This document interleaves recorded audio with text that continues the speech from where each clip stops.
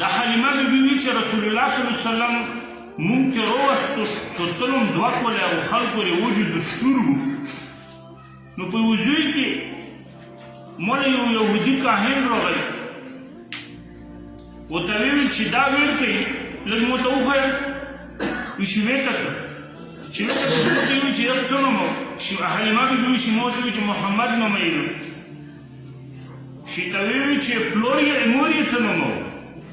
نه چې ته ویل چې پلور یې څه نومه و چې ما ورته ویل چې حارث یعنې نبي علیه اسلام د پلور نومه یې ورته ونخسته حلیمې بیبي خپل خاوند نومه ورته واخسته هغه یې پلور نه و که نه خو رضایي پلور یې و نو حارث اوس په پیشنګویي کې خو حارث نومه نه وه راغلې عبدالله راغلې وه نو چې دوی ویل چې مور یې څه نومه و نو مور یې خپله نومه ورته ونخته چې چنه پیدا شوه امینه یې خپله نومه یې ورته چې حلیمه یې مردوزه نو یهودي ورته وویل چې که د دغې پلور عبدالله نومه وی و مور یې امینه نومه وی دا ورته اوس مو سره مړ کولو نومه دي یهود ویل چې څه ده چې دا بیا آخري زمانې پیغمبر دی یهود ډېر سخت خفه و چې پیدا شو په یهودو زلزلې وې د پیشنګویو نه یې پته ورته لګیا دا هم به په پیشنګویو کې چې داسې وطن وي داسې وطن کې پیدا وي دا هم دی حلیمه بیبي وی چې یوه میله وه په میلې له زم ته یم رسول الله چې وړیکو په غیږ کې مې وړو او په میلو کې که تاسې کتلي که نه جادوګر وداري و بس خبرې کوي و دوایي خرڅوي چې کیل کوم واسه کوم جد داسې کوم خپل کرتبونه ښیي دا هم چې تلدلي وي که نه نو دا رقم حلیمه بیبي وي که نه چې جادوګر خپل کرتبونه ښیي و رسول الله صلی الله علیه وسلم یې مور سره داسې لوړو یا مو نیولی وی چې په خلکو کې د جادوګر نظر ډایرکټ په رسول الله ولګېدو وی چې په رسول الله ولګېدو چې چغه یې کړه چې ویل چې دا ویل کې مړ کړو نو جادوګر چغه کړه چې یا ویل کې مړ کړو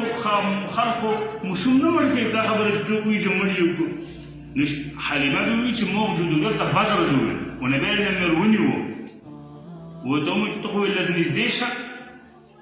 چې یو جادوګر وویل چې دا موږ دین بربادوي علاماتونه ډېرو خلکو پېژندل حلیمې بیبي په کور کې هم ډېرې نشانې څرګندې شوې وې ډېر هر څه یې څرګند شوي وو نو موږ رسول الله چې چېرته هم لوړو هغه وطن وابودېدو هغه کور وابودېدو هغه خونه وابودېده په مخکې نه یې پته وه داسې ماشوم پیدویږي و داسې قافله کې روان وو نیکه سره پوسم خو پیسیوره کړه د حلیمې بیبي په کور کې و پراخ مې پوه کړو چې حلیمې بیبي نه پیدا شوی نو د یې رضایي مور وه شودو وله طایف له یې ځان سره وړل دا حلیمه بیبي په کور کې وه وایي د حلیمې بیبي خپله لور وه شیمه نومه یې وه رضي الله تعالی عنها بیا مسلمانه شوې وه د شیمه یې نبي علیه اسلام رضایي خور وه شودو خور یې وه نو د شیمې و نبي علیه اسلام سره بهر ترانډې والی څلورو کولو نبي علیه اسلام حلیمې سره په طایف کې څلور کوله تېر کړي نه دوه درو څلورو کولو ماشومان یې کور نه بهر څه ووځي د لوبې سره کوي که نه دا هغه رقم شیمه نبي علیه اسلام سره بهر و ترانډې سره والی نو بیا مور یې پسې راووته حلیمه بیبي مور یې ډېر خیال ساتلو نبي علیه اسلام پیډوری هم چې راوړ کړي کمال والا دی هسې چټي ورکړي نه دی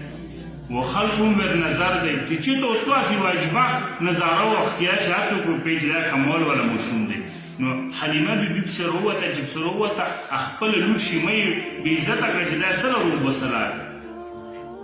نو شیمه ورته ویلي خپلې مور ته حلیمې بیبي ته چې مورې ګرمي وه که نه مورې حلیمې بیبي ورته ویل چې ګرمي و څه راوباسله شیمه ورته ویل چې مورې چې چېرته داسې وریځې ولیدل چې پوسم خو پرې وریځې چې مور یې وکتل ومندسې وه میر و چې نبي علیه واسې په وریځو داسې چې داسې ورته وریځو داسې دا نبي علیه اسلام پیشنګویي مخکې نه څرګند دی